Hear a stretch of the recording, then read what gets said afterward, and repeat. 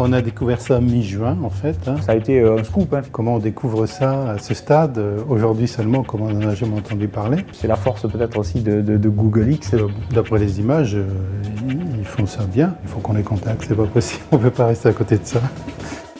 Le contact a bel et bien eu lieu, car le projet Loon, mis au point en secret dans le laboratoire Google X Lab, ne pouvait manquer de piquer la curiosité des ingénieurs du CNES. Il faut dire que l'idée est pour le moins surprenante. Il s'agit de créer un réseau internet aérien grâce à des milliers de ballons pressurisés et d'apporter ainsi une connexion haut débit aux régions les plus reculées de la planète. 1, 2, 3. She goes. Les premiers tests effectués en Nouvelle-Zélande se sont avérés concluants. Today, tomorrow, Wednesday, next. Very good. Arriver en gros à des constellations de plus de 100 000 ballons à mettre en œuvre et à maintenir en vol plusieurs mois, ça nous paraît très, très impressionnant puisque nous on en met en œuvre maximum une vingtaine sur un mois, voilà, et qui volent peut-être 3 mois effectivement.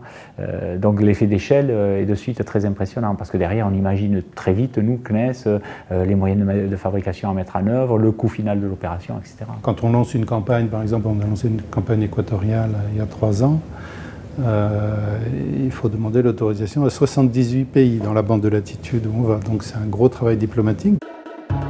Les ingénieurs du CNES, qui ont développé de nombreux ballons stratosphériques pour aller explorer l'atmosphère sur la longue durée, se sont très vite intéressés aux ballons du projet Loon. Leur particularité, ils sont en forme de potirons et surtout ils peuvent être pilotés.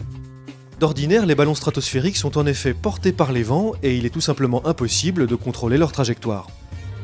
L'idée unitaire de ce ballon qui peut voler plusieurs mois dans la stratosphère à une vingtaine de kilomètres d'altitude avec une capacité d'excursion d'altitude de quelques kilomètres, ça peut être très intéressant pour faire de la science. Le ballon est gonflé à l'hélium, donc il est plus léger que l'air grâce à ça. Et on vient gonfler un deuxième ballon à l'intérieur du premier et on le remplit plus ou moins d'air. Donc si on le remplit d'air, ça fait perdre 1000 mètres, 1500 mètres, 2000 mètres d'altitude. Et quand on relâche cet air, on retrouve l'altitude initiale. Pouvoir piloter des ballons dans le cadre de missions scientifiques, l'idée est séduisante. Pour la future mission Stratéol 2 par exemple, qui s'intéresse au mouvement de la vapeur d'eau dans l'atmosphère, cela présenterait 2 avantages. Pouvoir faire voler les ballons uniquement dans la zone équatoriale et leur faire faire des mesures à la verticale. À l'issue d'un dialogue avec Mike Cassidy, vice-président de Google, le CNES a conclu un partenariat dans lequel il contribuera à développer avec Google une nouvelle génération de ballons. Avec comme perspective peut-être la couverture Internet de demain pour les zones difficiles d'accès. C'est vraiment impressionnant la façon dont ils travaillent. Les initiatives de ce type, même si elles paraissent folles, y a peut-être toujours quelque chose à en tirer, même pour les gens très rationnels et cartésiens que nous sommes au CNES.